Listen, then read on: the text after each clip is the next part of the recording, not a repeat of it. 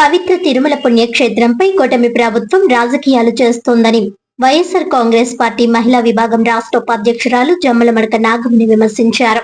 2 ఏళ్ల పాలనలో స్కామ్లు సాధించారని ఆమె ఆరోపించారు. ఈ సందర్భంగా ఆమె మాట్లాడుతూ తిరుమల లడ్డూ ప్రసాదంలో జంతు కొవ్వు అంటూ చేసిన ప్రచారం హిందువుల మనోభావాలను దెబ్బతీసిందని అన్నారు. నారా చంద్రబాబు నాయుడు చేసిన వ్యాఖ్యలు ప్రపంచ వ్యాప్తంగా భక్తుల విశ్వాసాన్ని దెబ్బతీశాయని అన్నారు. లడ్డూ తయారీలో నెయ్యి కల్తీ వ్యవహారంలో హెరిటేజ్ సంస్థకు అనుబంధంగా ఉన్న ఇందాపూర్ పాత్ర బయటపడిందని అన్నారు. అలాగే తిరుమల తిరుపతి దేవస్థానాలు చైర్మన్ బిఆర్ నాయుడు వ్యవహారం వివాదాస్పదమైందని, తిరుమల పవిత్రత కాపాడాలంటే ఆయనను తక్షణమే పదవి నుంచి తొలగించాలని డిమాండ్ చేశారు. కల్తీ నెయ్యి వ్యవహారంలో శ్రీ వైష్ణవి డైరీ పాత్ర తేలడంతో బోర్డులు మార్చిన విషయాన్ని ప్రభుత్వం సమాధానం చెప్పాలని ఆమె కోరారు. నమస్కారం అండి. ఈ కూటమి ప్రభుత్వం వచ్చిన దగ్గర నుంచి జగన్మోహన్ రెడ్డి గారిని ఎలాగా ఆయన అప్రదిష్ట పాలు చేద్దామా అని ఉద్దేశం పెట్టుకునే వీళ్ళు ప్రభుత్వం వచ్చిన దగ్గర నుంచి ప్రవర్తిస్తూనే ఉన్నారు. దానిలో భాగంగా తిరుమల లడ్డూ ప్రసాదం గురించి ఎన్నో ఎన్నో ఎన్నో అవాకులు చవాకులు అందరూ పేరుతూనే ఉన్నారు. లడ్డూ ప్రసాదంలో జంతు కొవ్వు కలిసిందని, చేప కొవ్వు కలిసిందని, ఇంకా చంద్రబాబు నాయుడు గారు అయితే ఇంకొక ముందడి వేసి బాత్రూమ్ కెమికల్ కలిసిందని, ఇలాంటి మాటలన్నీ మాట్లాడి ఆయన్ని ఎలాగైనా సరే ప్రజల్లో ఆయన స్థాయిని తగ్గించాలని చూశారు.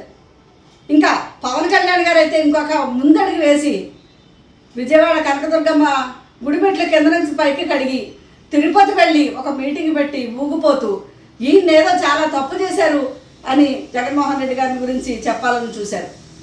ఎవరు ఎన్ని విధాలుగా ప్రయత్నించినా సుప్రీంకోర్టు సిట్టు తీర్పు ద్వారా అందులో ఎలాంటి కల్తీ లేదని, జంతు కొవ్వు కలవలేదని తెలిసింది. ఆ తెలిసిన తర్వాత వాళ్ళ తప్పును వాళ్ళు ఒప్పుకోవడానికి కూడా వాళ్ళకి మనసు రాక రకరకాల అభియోగాలు చేసుకుంటూనే వచ్చారు. మీరు ఒక్కసారి ఆలోచించండి చంద్రబాబు నాయుడు గారు. మీరు ఏ వ్యక్తినైతే బిఆర్ నాయుడు గారిని అక్కడ తిరుమలలో టీటీడీ చైర్మన్గా నియమించారో ఆ రోజు నుంచి అరాచకాలు జరుగుతూనే ఉన్నాయి. మీరు ఒక వ్యక్తిని ఇలా వేలెట్టి తప్పు చూపించాలనుకుంటున్నారు. అప్పుడు జరిగింది ఏంటి? ఆ దేవదేవుడినే మీరు దూషించడానికి చూస్తే, తప్పు జగన్మోహన్ రెడ్డి గారి మీద వెయ్యాలని చూస్తే ఆ దేవుడు మీకు ఎన్నో విధాలుగా తెలియజెప్పాలని చూశాడు. అది మీరు తెలుసుకోలేకపోయారు. బిఆర్ నాయుడు గారు చైర్మన్గా వచ్చిన వెంటనే ముక్కోటి ఏకాదశి రోజు అంతమంది తిరుమలలో మరణించడం మునుపు వెంటనేనా ఈ మాటలు విన్నామా? ఇలాంటివి జరిగాయా? ఆ తొక్కేసులాడు జరగడం ఏంటి? ఆ చనిపోవడం ఏంటి? తర్వాత గోవులు చనిపోవడం అక్కడ తిరుమలలో, ఇవన్నీ ఎంత మహాపాపం అండి. దాని కరుణాకర్ రెడ్డి గారు అన్ని రుజువులు చూపిస్తే అప్పుడు కూడా మీరు బట్ట కాల్చి వైసీపీ మీద వెయ్యాలనే చూశారు. ఈ బిఆర్ నాయుడు గారు వచ్చిన దగ్గర నుంచి టీటీడీ చైర్మన్గా ఆయన నిర్లక్ష్య ధోరణి కానీ, ఆయన మాట తీరు కానీ చూస్తే నిజంగా ఇలాంటి వ్యక్తి దీనికి సరిపోతాడా అనిపించేలా ప్రవర్తించాడు.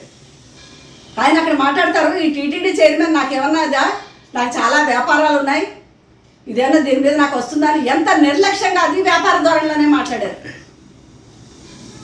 ఆఖరికి భాగవతాల గురించి కూడా ఎంతో చీప్గా మాట్లాడారు. అంటే ఒక హిందూ అయి ఉండి ఇలాంటి వ్యక్తిని మీరు టీటీడీ ఎంతో అత్యున్నతమైన ఆ పదవిలో కూర్చోబెట్టారు. ప్రపంచవ్యాప్తంగా ఉన్న తెలుగువారు కానీ ఎంతో మంది ఆరాధ్య దైవమైన తిరుమల తిరుపతి దేవస్థానానికి చైర్మన్గా ఇలాంటి వ్యక్తిని నియమిస్తారు.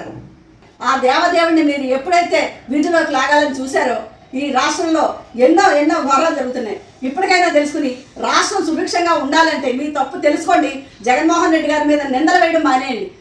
ఈ సిట్టు చెప్పిన తర్వాత, సుప్రీంకోర్టు చెప్పిన తర్వాత కూడా ఇంకా మీకు మీ మనసాక్షి ఒప్పుకోక ఇంకా ఇంకా ఇంకా రెచ్చిపోయి సాధువుల పేరుతో సాధువులతో మీటింగ్లు పెట్టి సాధువులు అంటారు. ఎవరండి సాధువులు? స్వాములు ఒక కాషాయ గుడ్డ కట్టేసుకుని గడ్డాల పెంచిన ఎవడైనా ఉన్నాడంటే వాడు గడ్డాల పెంచిన తీసుకొచ్చి కాషాయ గుడ్డలు వేసి వాడిని ఒక స్వామీజీల కింద ఇష్టం వచ్చినట్టు మాట్లాడించారు.